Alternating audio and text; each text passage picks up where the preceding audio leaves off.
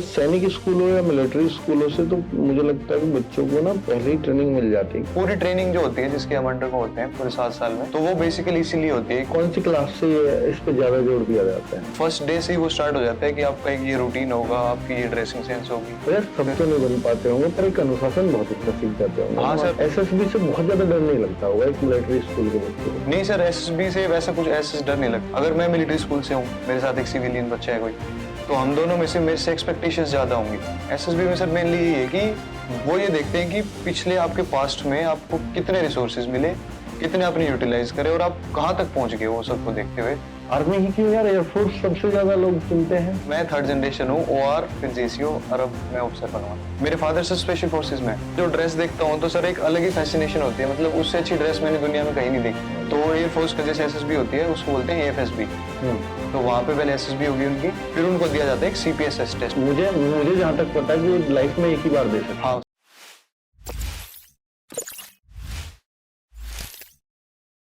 Hello बच्चों, नमस्कार, जय हिंद। आज है हमारे साथ आकाश गुर्जर। लिखते हो पूरा? हाँ सर, वैसे आकाश सिंह है बट मैं आकाश गुर्जर ही यूज करता हूँ ज्यादातर। अच्छा ठीक है। तो आकाश सिंह, इनकी रैंक है एनडीए में 38, ऑल इंडिया रैंक, बहुत जबरदस्त। और इन्होंने चूज किया है आर्मी को।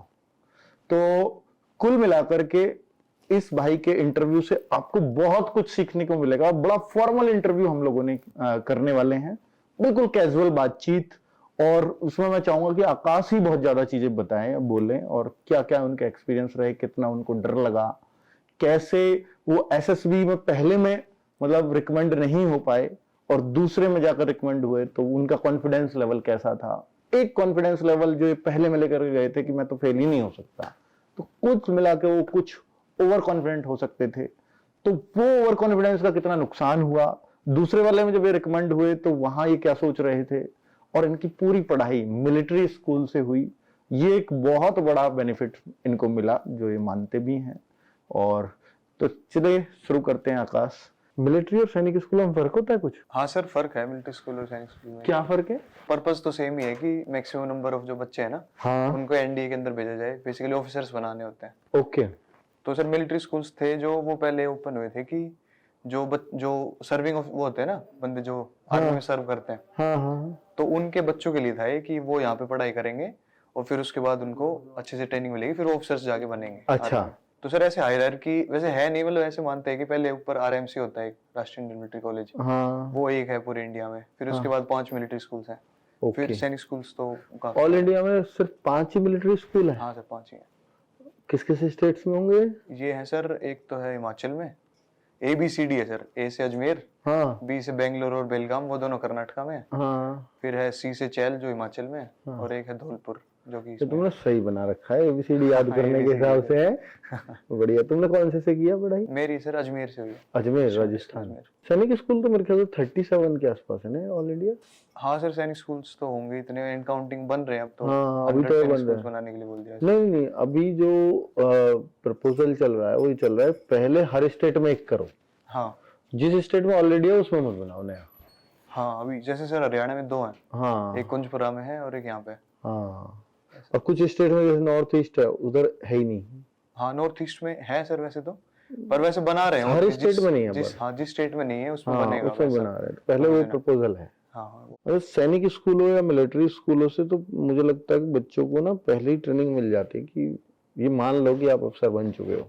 हाँ सर, वो जाते ही मतलब पहली बात ये, मतलब पूरी ट्रेनिंग जो होती है जिसके हम अंडर को होते हैं पूरे 7 साल में, तो वो बेसिकली इसीलिए होती है कि आप अपने आप को एज एन ऑफिसर देखो और अपने आप को उसी टाइप से ग्रूम करो। ये कब से, कौन सी क्लास से इस पे ज्यादा जोर दिया जाता है? ये सर स्टार्टिंग से ही होता है, 6 से ही। जैसे 5th में एग्जाम दिया मैंने, हाँ तो 6th में मैं गया था मिलिट्री स्कूल में, हाँ, तो फर्स्ट डे से ही वो स्टार्ट हो जाता है कि आपका एक ये रूटीन होगा, आपकी ये ड्रेसिंग सेंस होगी, मेस में ऐसे एटिकेट्स होंगे, क्लास में ऐसे बैठना है, किस टाइम बाहर निकलना है। तो यार सब तो नहीं बन पाते होंगे पर एक अनुशासन बहुत अच्छा सीख जाते होंगे। हाँ सर, मतलब ये जरूरी नहीं है कि बच्चा हर जो बंदा वहां पे जाएगा वो हर कोई लेफ्टिनेंट ही बन के निकलेगा, बट ये जरूरी है कि सर वो सब कुछ सीख के निकलेगा वहां से, एक सेल्फ इंडिपेंडेंट, सेल्फ ग्रूम्ड और एक अच्छी पर्सनैलिटी निकलती है सर। तो एसएसबी से बहुत ज्यादा डर नहीं लगता होगा एक मिलिट्री स्कूल के बच्चे को?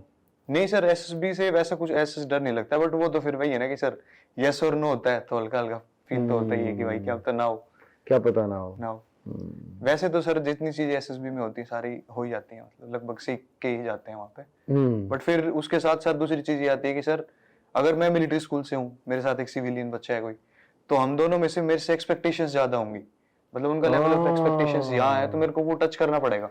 ये बात भी तो है। सिविलियन थोड़े से भी एफर्ट्स वो मारेगा लिखवा भी तो लेते हैं ना वहाँ पे कि आप किसी स्कूल से हो, ये मिलिट्री हाँ। स्कूल या उससे तो नहीं हो, हैं? सर जैसे फर्स्ट डे रिपोर्टिंग होती है ना, हाँ। तो उस टाइम पे वो पूछ लेते हैं कि भाई आप में से कौन है मिलिट्री स्कूल से, सैनिक स्कूल से, आरएमसी से, फिर उनके चेस्ट नंबर नोट कर लेते हैं, उस हिसाब से ग्रुप्स में भी डिवाइड करते हैं। तो एक्सपेक्टेशंस उनसे ज्यादा रखते हैं। हाँ। तो इसलिए थोड़ा टफ भी रहता है उनका। हाँ वो टफ भी हो जाता है सर, जैसे जितना सीख लिया तो उतना परफॉर्म भी करना पड़ेगा, क्योंकि उनको तो वो चीज चाहिए ना कि जो वो चाह रहे हैं कि यार इतना तो इसको सब कुछ पता ही है, वो तो ये मान लेंगे ना। एसएसबी में सर मेनली यही है कि वो ये देखते हैं कि पिछले आपके पास्ट में आपको कितने रिसोर्सेज मिले, कितने आपने यूटिलाइज करे और आप कहाँ तक पहुंच गए, वो सबको देखते हुए फिर उस हिसाब से, क्योंकि सर एनडीए क्या होती है 3 साल की ट्रेनिंग होगी, तो वो यही देखते हैं कि ट्रेनेबल एक बच्चा हो जो पास्ट में जिसको चीजें मिली उसका उसने यूज किया, और अब आगे जाके जब उसको मिलेगी तो वो कुछ अच्छा करेगा, ये उससे वो रखते हैं एक्सपेक्टेशन। आपका किधर जाने का मन है, मतलब एयरफोर्स या आर्मी या? मेरी choice of service sir army है, आर्मी में जाना। अच्छा। हाँ सर आर्मी में। आर्मी ही क्यों यार, एयरफोर्स सबसे ज्यादा लोग चुनते हैं। नहीं सर ऐसा कुछ नहीं है, मतलब आर्मी सर मेरा पर्सनली इसलिए, मेरे ग्रैंडफादर जो है अभी वो आर्मी से रिटायर्ड है as an OR havildar rank से। My father is serving in army, वो भी जेसीओ है। ओके। तो मैं 3rd जनरेशन हूँ, ओआर फिर जेसीओ, और अब मैं ऑफिसर बनूंगा सर ऐसा। अच्छा। हाँ सर। क्या बात है। तो मतलब उनको तो ये पता है क्योंकि वो तो जेसीओ रैंक पे रहे हैं। हाँ सर। कि एक आर्मी ऑफिसर की क्या कद्र होती है, क्या वैल्यू। हाँ सर वही तो है कि मतलब मेरे फादर का भी हमेशा से ड्रीम था कि मैं, अच्छा, वो मेरे को देखें यूनिफॉर्म में और उनका मन है कि मतलब मैं उनको सैल्यूट करूं, ऐसा सर एक एक्सपेक्टेशन। तो अभी वो रिटायर हो गए या नहीं अभी सर्विंग है सर। सर्विंग है अभी सर्विंग। तो बहुत खुशी हुई होगी उनको तो। हाँ सर वो मतलब ड्रीम वाला ड्रीम, क्योंकि सर उनको असली चीजें पता है ना कि भाई मैंने क्या फेस करी है, और फिर मेरे बच्चे को क्या क्या सुविधा मिलेगी और क्या वो कर सकता है कंट्री के लिए, मतलब ये सब। तो आपको मतलब पहले से ही वो बोलते थे कि यार आर्मी का ऑफिसर बन, ऐसा हाँ बोलते नहीं थे? सर पहले मतलब मेरा खुद का ही मन था, जैसे मैं देखता था ना, तो मेरे फादर सर स्पेशल फोर्सेस में, तो उनकी जो ड्रेस देखता हूँ तो सर एक अलग ही फैसिनेशन होती है, मतलब उससे अच्छी ड्रेस मैंने दुनिया में कहीं नहीं देखी है। अच्छा। और मेरे को लगता भी नहीं कि कोई और हो सकती है आर्मी से ज्यादा कोई प्राउड और इतनी, मतलब सर डायरेक्ट कंट्री सर्व का मौका एकदम से मिलता है सामने से। सारे एक्सपीरियंसेस आपको, एडवेंचर वगैरह सब कुछ मिलता है फ्री में। फिर आपको जो जो जो चाहिए होता है सर एक बच्चे को, मतलब एडवेंचरस मिलिट्री स्कूल वाले बच्चे को, वो सब आर्मी ही दे सकती है सर। अच्छा एक बात बताओ, मैं ये जानना चाह रहा हूँ कि क्या सैनिक स्कूलों में और मिलिट्री स्कूलों में एक नॉर्मल बच्चे का, जो आर्मी ऑफिशियल्स का या किसी जो है इनका एयरफोर्स का या नेवल का ऑफिसर का, किसी का बच्चा नहीं है, हाँ सर, तो क्या उसको एडमिशन मिल जाएगा एक सिविलियन बच्चे को? हाँ सर सीट्स होती हैं, ऐसा नहीं है। अच्छा। सब बच्चे होते हैं, जैसे मेरी क्लास में हम थे ऑलमोस्ट 50% तो थे वो तो डिफेंस बैकग्राउंड से, बाकी 50% थे जो वो नॉन डिफेंस बैकग्राउंड से। ओके। सिविलियंस के मतलब किसी फार्मर के बच्चे, बिजनेस में सब होते हैं, सिविलियंस की भी सीट्स होती हैं। ओके, होती हैं। हाँ सर। ओके, तो फिर इसका आपकी क्लास से, या आप सोचते होंगे कि यार मेरे सीनियर इस क्लास में थे, उसमें से कितने लोगों का हो जाता था, कितने लोगों का हो जाता मैं बताता हूँ सर, जैसे 6th में गया था मैं, तो पहले तो सर एनडीए का कुछ पता ही नहीं था। तो पहले इतना पता था कि घर वालों ने बोला था कि भाई मिलिट्री स्कूल या सैनिक स्कूल नाम की चीज होती है, उसका एग्जाम होता है, वो एग्जाम क्लियर करना है, वहां पे एडमिशन ले ले, फिर लाइफ सेट है। मेरा बड़ा भाई है सर, वो मेरी मौसी का लड़का, मौसी ताऊ जी का, वो अभी एयरफोर्स में ऑफिसर है। ओके। तो जो उसने पाथ चूज करा था सेम मैंने चूज करा था। वो गया था सैनिक स्कूल कुंजपुरा में, हाँ, और मैं गया मिलिट्री स्कूल अजमेर में। अच्छा। तो फिर वहां जाके मुझे पता चला कि भाई एनडी होता है। 6th में जाके पता चला कि एक एनडी नाम की चीज है, उसके लिए पढ़ना पड़ेगा। अच्छा। तो उस टाइम तो सर ऐसा कुछ था नहीं कि एनडी की प्रिपरेशन में 6 से स्टार्ट कर दूं। तो उस टाइम ये था कि बस जो जो हो रहा है माहौल के साथ चलते रहो, जो भी रूटीन है उसमें ढलो, गेम्स वगैरह हो रहे हैं गेम्स खेलो, सीसी और एसीसी में पार्टिसिपेट करो, एकेडमिक्स में अपना मेंटेन करके रखो परफॉर्मेंस। मतलब ये था कि सर जैसे सीनियर्स को देखते थे ना कि मैं 6th में हूँ, तो 12th वाले किसी हमारे भाई साहब बोलते हैं सर जो सीनियर्स होते हैं, तो किसी भाई साहब का अगर एनडी हुआ है, फिर उनकी एसएसबी हुई, तो वो अपना एक्सपीरियंस शेयर करते थे कि भाई ऐसे कुछ लोग क्या आर्मी या मिलिट्री स्कूलों से एसएसबी में फेल होके भी आते हैं? हाँ सर बिल्कुल, मेरा सेकंड अटेम्प्ट था ये एसएसबी का। अच्छा, First पहले attempt वाले तो में मेरा आप दिया। स्क्रीन इन ही नहीं हुए, नहीं सर, स्क्रीन इन हो गया था, मैं कॉन्फ्रेंस आउट हो गया था। कॉन्फ्रेंस आउट थे। Conference out था। तो क्या ये जैसे एसएसबी का एक मार्किंग होती है हाँ कि सर। इतने मार्क्स इसमें मिले हैं आपको, एक एग्जाम में मार्क्स होते हैं, हाँ, दोनों को ऐड करके फाइनल फिर में फाइनल बनते मेरिट हैं। लिस्ट बनती है। तो जो एसएसबी के मार्क्स हैं वो पता लगता है कितने मिले हैं? हाँ सर, पता चलता है ना फाइनल आपके मेरिट लिस्ट। कितने थे? मेरे एसएसबी में मार्क्स है सर 429। कितने में से? ये होते हैं सर 900 में से। तो बहुत अच्छे माने जाते हैं, हाँ मतलब जिसके 400 प्लस हैं वो अच्छे होते हैं, अच्छे काम। अच्छे माने जाते हैं। जैसे सर मिनिमम 360 होते हैं। अच्छा, 360 मिनिमम जिसके लाना 360 नहीं है वही पास है, होता है। वही पास है, जिसके 360 नहीं वो पास नहीं है। वो पास ही नहीं है। हाँ तो हाँ। 429। तो फिर जैसे ओवरऑल आपकी 38 रैंक है ऑल इंडिया ना? Yes sir, all India rank 38। 38 है, तो इसका मतलब आपके रिटर्न में भी बहुत अच्छा है। हाँ सर, Exam मेरे हुआ होगा। रिटर्न में मार्क्स हैं 421 है आई गेस। 421, हाँ ये 600 में से ना आई थिंक। नहीं सर, ये भी 900 में अच्छा, 900 में से, हाँ। 900। ठीक ठीक ठीक, 900 में से 420 है। 421 यस। वो बहुत बढ़िया। तो इसलिए ओवरऑल मार्क्स कितने बने अब आपके? 421 और ये सर 850। 850, अच्छा 850 टोटल मार्क्स हैं। यस। हाँ, तो 850 मार्क्स होने से आप 38 रैंक तक आ सकते हो, है ना? हाँ ये सर ऐसा है। मतलब सर मेरा कुछ ऐसा नहीं था कि रैंक वगैरह आएगी, या ना हाँ। मैंने खुद से एक्सपेक्ट करा था कि मैं अंडर 50 भी आऊंगा। हम्म। बट मेरा ये था कि मेरे को मेरिट आउट नहीं होना है, तो सेफ स्कोर है 400। अगर आपके रिटर्न में है तो आप सेफ हो, या मेरिट आउट तो नहीं हो रहे हो। तो मेरा टारगेट हमेशा रहता था 400 का। ओके। तो रिटर्न में तो 420 एयरफोर्स में मतलब जो है कितनी रैंक तक हो जाता होगा? क्योंकि ज्यादातर बच्चे फर्स्ट चॉइस एयरफोर्स चुनते हैं आई थिंक। नहीं नहीं सर, ज्यादातर वैसे मतलब ऑलमोस्ट इक्वली होते हैं। हाँ। बट सीट्स आर्मी की ज्यादा होती हैं। सीट्स तो आर्मी की ज्यादा आर्मी की होती हैं। सीट्स ज्यादा होती हैं। हाँ, 38 पे तो एयरफोर्स में आराम से हो जाता। हाँ हाँ सर, वो तो आराम से हो जाता है। हाँ, वो तो कोई बात ही नहीं है। उसमें अच्छा, उसमें भी एयरफोर्स में भी ये चुनते हैं लोग जो मतलब वो लड़ाकू वाले? हाँ, एयरफोर्स में सर दो होते हैं, एक तो होती है ग्राउंड ड्यूटी, एक होती है फ्लाइंग। फ्लाइंग वाले। तो एयरफोर्स का जैसे एसएसबी होती है उसको बोलते हैं एएफएसबी। तो वहां पे पहले एसएसबी होगी उनकी, हाँ। फिर उसके बाद वो जो रिकमेंड हो जाएंगे बच्चे जिनकी एसएसबी क्लियर हो जाएगी, फिर उनको दिया जाता है एक सीपीएसएस टेस्ट होता है सर। आपने दिया? नहीं नहीं, मेरी तो सर आर्मी थी ना choice। आपने चॉइस यार हाँ, में। तो मेरी चॉइस वैसे आर्मी वाले भी देते हैं। हाँ, मान लो मैं आर्मी में था, मेरे पास भी था ऑप्शन कि मैं सीपीएसएस दूं और जाऊं। मतलब आप मुझे जहां तक पता है कि वो लाइफ में एक ही बार दे सकते हैं। हाँ, सीपीएसएस जो टेस्ट होता है सर वो लाइफ में हमेशा एक ही बार होता है। अच्छा, हाँ, तो एक मतलब बंदा एक ही बार दे सकता है वन चांस। अगर वो एक बार फेल हुआ तो तो no वो chance। फिर आगे कितनी बार एसएसबी रिकमेंड हो जाए उस टेस्ट को नहीं दे पाएगा। नहीं नहीं, फ्लाइंग में नहीं जा पाएगा सर वो फ्लाइंग में कभी नहीं जा Flying में कभी पाएगा। वो वंस इन अ लाइफ वो टाइम। एक ही बार में पास करना एक ही होता बार। है। यार, जबरदस्त चीज है यार ये, हाँ, है ना? yes sir। वो मेरा बड़ा भाई है सर, उसका सीपीएसएस क्लियर। अच्छा, कितनी खुशी हुई इसमें सिलेक्शन होने के बाद?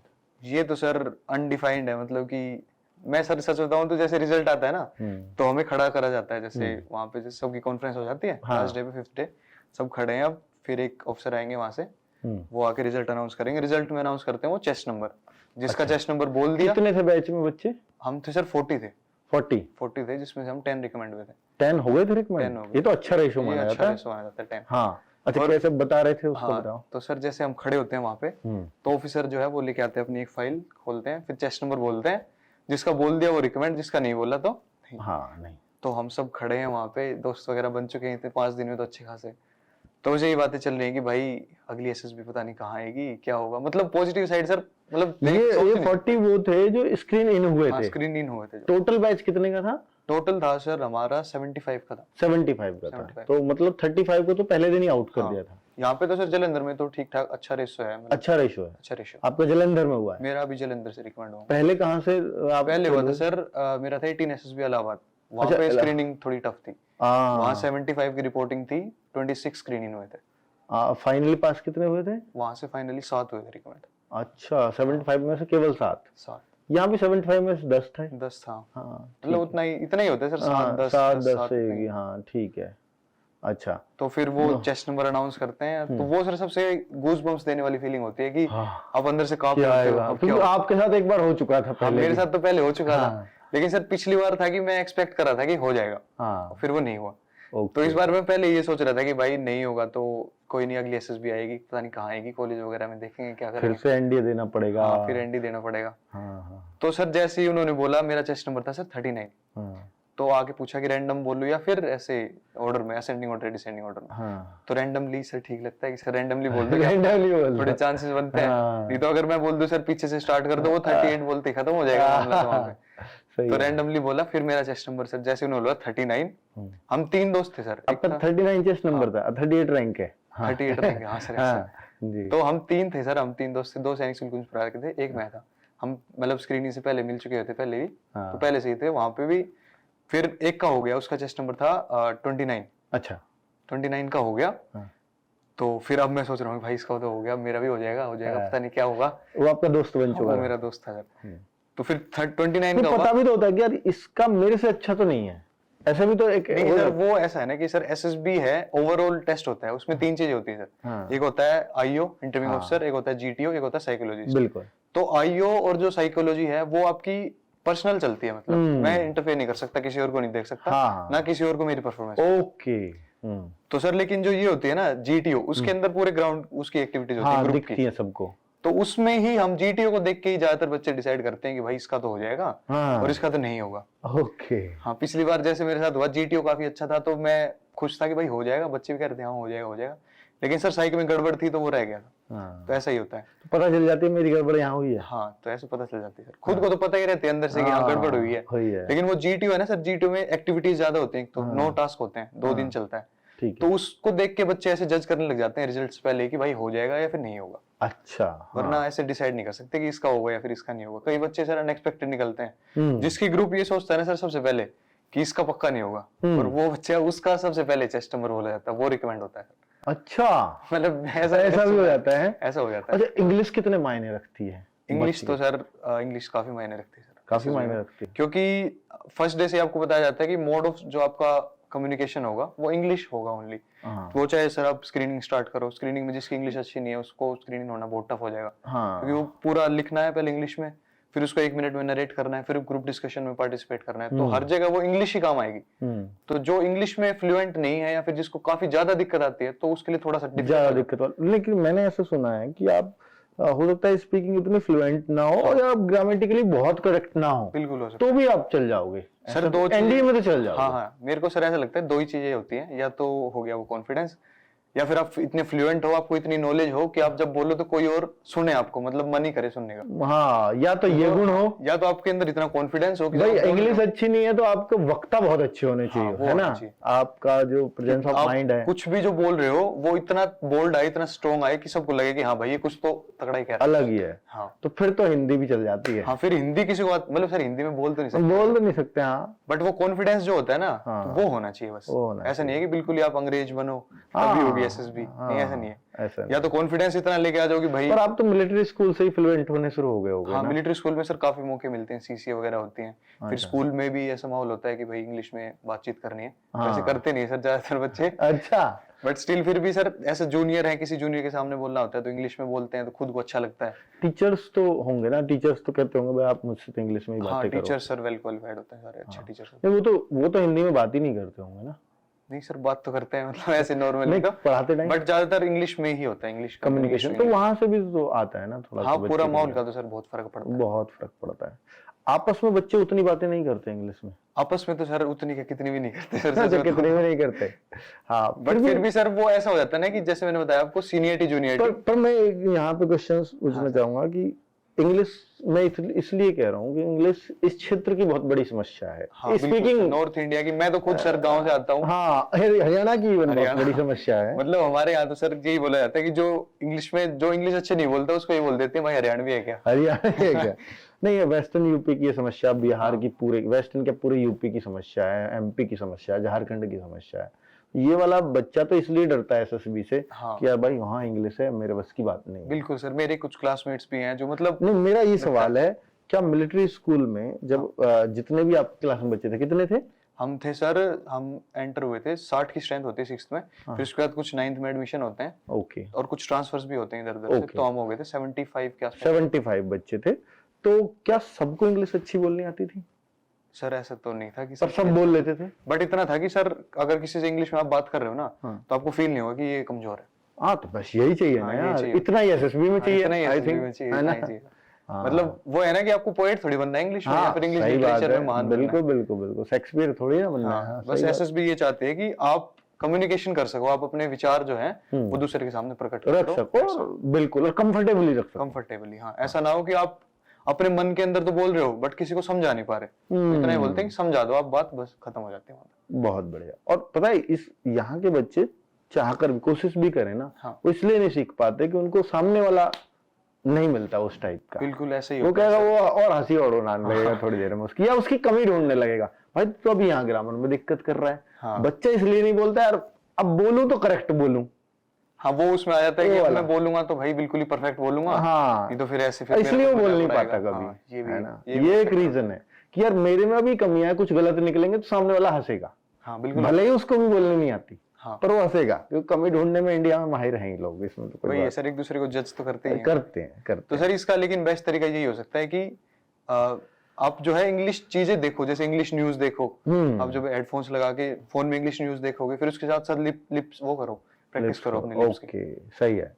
तो उससे भी बहुत फर्क पड़ता है सर। सोचना भी थोड़ा बताते हैं, इंग्लिश में शुरू करो, थिंकिंग जो है अपनी, जैसे विचार आते हैं उनको कन्वर्ट करने की कोशिश करोगे। मैं तो सर ऐसा, मेरी जब एसएसबी थी तो उससे पहले मैंने स्टार्ट करा था, मतलब ऐसा होता था कि कई बार मतलब लेक्चरेट होता है ना सर, जैसे लेक्चरेट हो गया, जीडी हो गया, ये चीजें ऐसी हैं कि इसमें आपको फ्लुएंट होना ही पड़ेगा, क्योंकि आपको जैसे जीडी चल रही है सर, 10 बंदे एक साथ बोल रहे हैं, सारे पुल अपना पूरा टाइम खींच रहे हैं, उसमें मेरे को एक तो टाइम निकालना है, फिर टाइम निकाल के मेरे को अपना पॉइंट रखना है, तो अगर मैं वहां पे फ्लुएंट नहीं हूँ और मैं बोलते ही रुक गया तो फिर मेरे को मौका ही नहीं मिलने वाला फिर तो उसमें इंग्लिश आपको थोड़ी जरूरी होती है।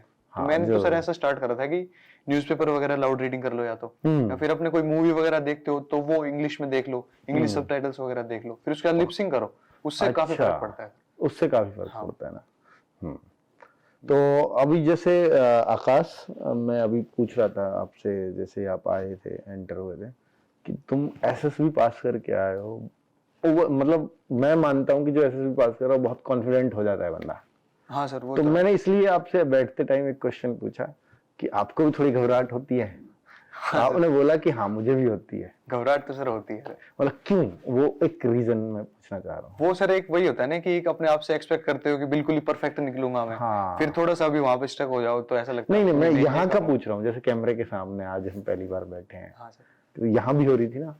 हाँ तो सर यहाँ पे भी बिल्कुल होती है सर। अब तो जैसे मैं कंफर्टेबल हो गया वहाँ पे हो गया। कि हाँ नॉर्मल हम बातचीत कर रहे हैं। हाँ। लेकिन सर स्टार्टिंग में ऐसा लगता है कि भाई क्या पता मैं कुछ उल्टा सीधा बोल दूं, कुछ ऐसा बोल दूं जो कि मतलब अवैध हो थोड़ा। हाँ, पता नहीं किन शब्दों का इस्तेमाल करना है, किसी कुछ ऐसा निकल जाए, ऐसा निकल जाए। हाँ ठीक है, चलिए। तो अभी जो मतलब आज हमारे यहाँ एयरफोर्स में मैंने आपको बताया कि सिलेक्टेड बच्चे कुछ आए हुए हैं। हाँ सर आपने बताया। उनमें बहुत सारे बच्चे ऐसे हैं जो हो सकता है कि एसएसबी के लिए जाएंगे आगे। हाँ एसीसी एंट्री होती है सर उनकी। होती है ना। हाँ। तो वो भी चाहेंगे कि यार एक रैंकर बच्चा है, हाँ बिल्कुल, तो हमें भी कुछ गाइडेंस दे दे। बिल्कुल, तो मैं अभी आपको उनके बीच लेके चलूंगा। ठीक, तो आपको कुछ गाइडेंस उनको भी देना है। ठीक है, ठीक है। उनके कुछ क्वेश्चंस होंगे, हाँ तो उनको बड़ा अच्छा लगेगा। इतना सर मैंने सीखा है 2 एसएसबी से अपना एक्सपीरियंस, वो जरूर शेयर करना है ना। तो वो, और एक तो आपने बहुत अच्छी बात बताई कि यार अलग अलग एसएसबी में अलग अलग स्टाफ होता है। हाँ, और जब अलग अलग स्टाफ होता है तो वो आपका लक है कि आपने कौन सी एसएसबी को चुना है। तो कहीं थोड़ा हार्ड होता है, कहीं थोड़ा आसान होता है। स्क्रीनिंग सर एसएसबी में सर अपने पर्सपेक्टिव से बताऊं सच में, तो सर मेरे को लगता है कि एसएसबी में जैसे 25% तो लक होता है, 75% आप क्या प्रैक्टिस करते हो, किस स्ट्रेटेजी से आप प्रिपेयर कर रहे हो, वो सब होता है। और कितना मतलब कितने एसेसर्स या फिर किसी भी जिसकी गाइडेंस में आप हो, उस बंदे को कितनी नॉलेज है, उससे भी सर काफी फर्क। अच्छा, आपकी ग्रूमिंग किसने की? आपकी गाइडेंस देने वाले कौन थे? सर वैसे तो स्कूल में सर टीचर्स थे। हाँ। पर ज्यादातर रोल तो सर मैं ये कहूंगा कि मेरे सीनियर्स का था। और मैक्सिमम रोल अगर मैं किसी को क्रेडिट देना चाहूंगा तो सर मेरा बड़ा भाई जो एयरफोर्स में है अभी, अच्छा, उसका रोल था मेरी पूरी गाइडेंस में सर, कि कैसे एनडीए की रिटर्न की कैसे प्रिपरेशन करनी है स्ट्रेटेजिकली। मतलब सर मैं एक मीडियोकर बच्चा हूँ, मैं कभी क्लास का टॉपर नहीं बना, कभी मेरी रैंक 1 नहीं आई क्लास में, या फिर मैं ऐसा नहीं था कि 12th में 95%, 76% है सर मेरी 12th में। बट सर एनडीए की जब प्रिपरेशन करी तो वो स्ट्रेटेजी इतनी अच्छी थी कि वहां पे मार्क्स हमेशा अच्छे आए। 3 बार रिटर्न दिया मैंने, तीनों बार मेरा क्लियर है 400+ से, एक बार 420, 421। और तो आपने तैयारी की थी क्या कहीं पे?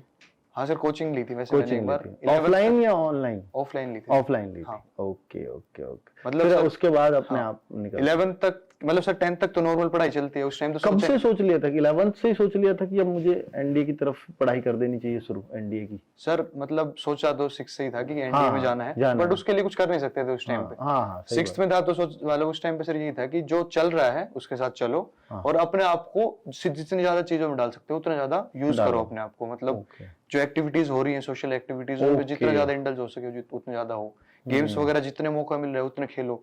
बट इससे ये फायदा था कि होता है? बहुत फायदा होता है सर, क्यों?